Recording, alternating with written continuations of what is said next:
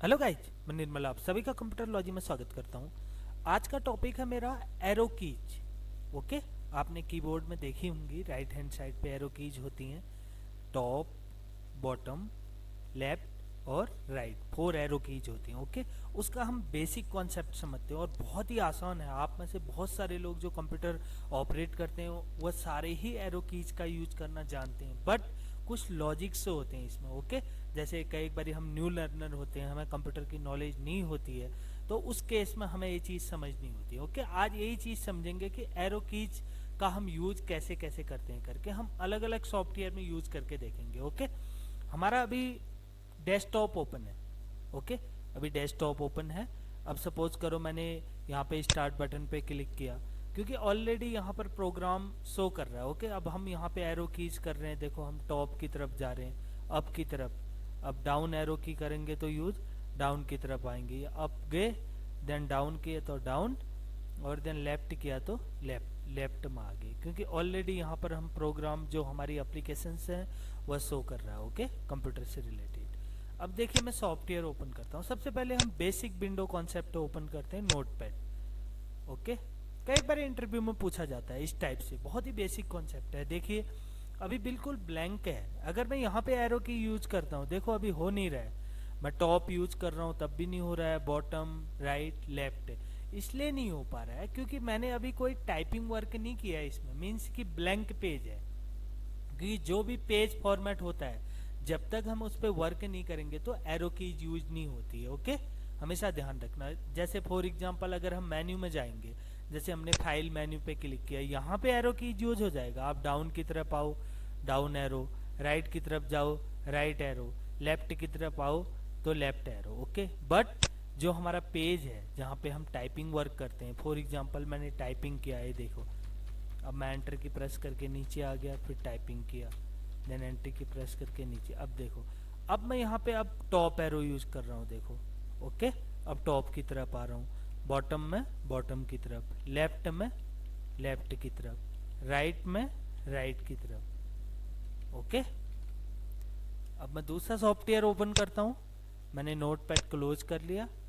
For example मैं Microsoft word open कर लेता हूँ। ओके, 2007 वर्जन भी है, 10 भी है। मैं आगे 2007 को ही ओपन करता हूँ, माइक्रोसॉफ्ट वर्ड 2007। अब देखिए, मैं यहाँ पे कोई वर्क करता हूँ, टाइपिंग करता हूँ,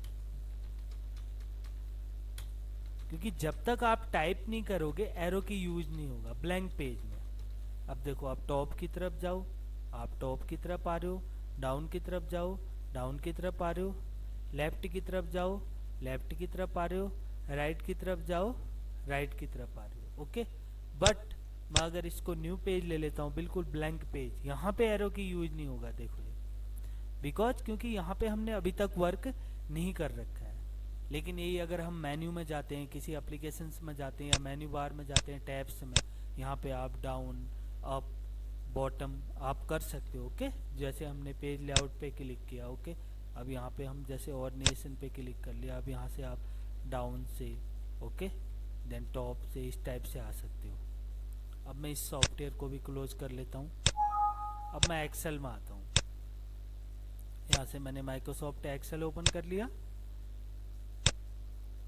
अब यहाँ पे ऑलरेडी सीट फॉर्मेट है, क्योंकि यहाँ पे आपको टाइप नहीं करना है, वर्क सीट फॉर्मेट है ऑलरेडी, कॉलम, रो, सेल ऑलरेडी डिवाइड। अब यहाँ पे एरो की यूज हो रहा है। देखो, डाउन आ रहे हैं हम, then right, then left, then up. Means कि जहाँ पे पेज फॉर्मेट होता है, जहाँ पे ब्लैंक पेज है, वहाँ पे आपको ऑलरेडी वर्क करना पड़ेगा। यहाँ पे तो ऑलरेडी सीट फॉर्मेट है, हमने कुछ नहीं किया। देखो अभी बिल्कुल ब्लैंक है, लेकिन हम डाउन से नीचे की तरफ आ रहे हैं, टॉप से ऊपर की तरफ जा रहे हैं, देन लेफ्ट से राइट की तरफ आ रहे हैं, सॉरी, लेफ्ट से हम लेफ्ट की तरफ आ रहे हैं बाईं ओर, और राइट से हम दाईं ओर आ रहे हैं। देखिए, अभी एक बारी मैं पावर पॉइंट भी ओपन करता हूँ, स्टार्ट पे जाके सेम वे से माइक्रोसॉफ्ट पावर पॉइंट, मैंने पावर पॉइंट ओपन कर लिया। अब देखो यहाँ पे, अब यहाँ पे अगर हम एरो की यूज करें, देखो यहाँ पे भी यूज नहीं हो रहा है। ओके, तो यहाँ पे जैसे ही आप वर्क करोगे तो 100% एरो की यूज होगा। देखो, अब करो, top down left again top right. Guys very important, आपको ये बहुत ही बेसिक कॉन्सेप्ट लग रहा होगा, लेकिन मे बी कई बार हम न्यू लर्नर होते हैं, हम नया सीख रहे होते हैं कंप्यूटर, लेकिन ये चीज़ें बहुत काम में आती हैं। क्योंकि जब हम इंटरव्यू में जाते हैं ना, तो सपोज करो फॉर एग्जांपल मैं एक्सेल से रिलेटेड जॉब के लिए जा रहा हूँ, जरूरी नहीं है ना आपसे बिल्कुल एक्सेल के ही फॉर्मूले पूछे जाएंगे, कुछ आपका बेसिक कॉन्सेप्ट भी तो चेक कर सकते हैं वो कि आपको कंप्यूटर की कितनी नॉलेज है। देखो एरो की का मतलब क्या है, जहाँ पे एरो की ऑलरेडी एप्लीकेशंस बनी हुई है वहाँ पे आप एरो की यूज कर सकते हो। जैसे अब सपोज करो आप मेन्यू में आ गए या बाहर से स्टार्ट बटन पे आ गए, यहाँ पे आपको टॉप डाउन राइट जाना हो, ओके। लेकिन कहीं पे अगर ब्लैंक पेज फॉर्मेट है या कहीं पे पर्टिकुलर ब्लैंक पेज है, आप वहाँ पे टाइप करोगे उस पेज में तभी एरो की यूज होगा। लेकिन मेन्यूज में आप अप डाउन कर सकते हो, ओके, अदर जगह पे अप डाउन कर सकते हो।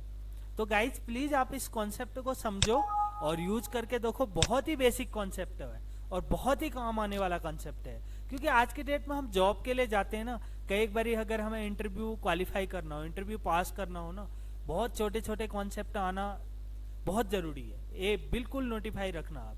क्योंकि छोटा कॉन्सेप्ट कई बार हमें अच्छी जॉब दिला सकता है। देखो नॉलेज होनी चाहिए हर टाइप की, बेसिक नॉलेज भी होनी चाहिए, एडवांस नॉलेज भी होनी चाहिए। अब एरो की तो बहुत बेसिक कॉमन है, कई बार कहेंगे यार ये तो बहुत ही कॉमन चीज है, लेकिन ऐसा नहीं है। किसी की जो हमारी लॉजिकल चीजें होती है ना, उसी टाइप से बनी रहती हैं। ओके गाइज, आप प्लीज पूरे कॉन्सेप्ट को यूज करो, आप अलग अलग सॉफ्टवेयर पे एरो की यूज करो। वैसे तो आप में से सारे लोग ही यूज करते होंगे, लेकिन इस वीडियो से रिलेटेड अगर आपको कोई कंफ्यूजन है, कोई भी डाउट है, डेफिनेटली मेरे को कमेंट बॉक्स पे जरूर मैसेज करना। Okay guys, thank you.